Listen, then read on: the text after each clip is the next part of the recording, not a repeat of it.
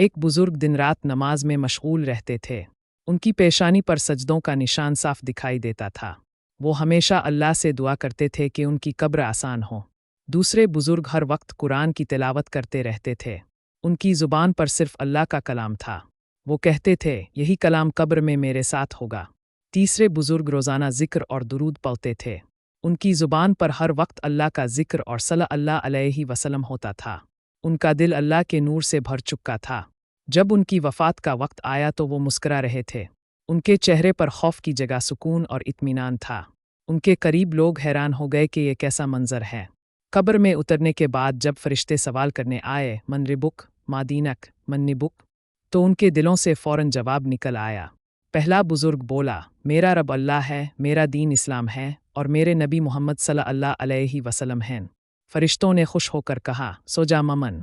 दूसरा बुजुर्ग बोला, मेरा दीन वही है जिसमें कुरान मेरी रहनुमाई करता है और कुरान की रोशनी ने इसकी कब्र को मुनव्वर कर दिया।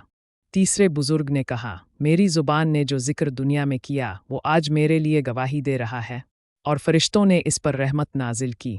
अल्लाह ताला ने उनकी कब्रों को जन्नत के बागीचों में बदल दिया। वो तीनों चैन से सो गए और क़ियामत तक राहत में रहने लगे। ये कहानी हमें सिखाती है कि दुनिया की ज़िंदगी कब्र के इम्तिहान की तैयारी है। जो यहाँ याद करता है वह भूलता नहीं।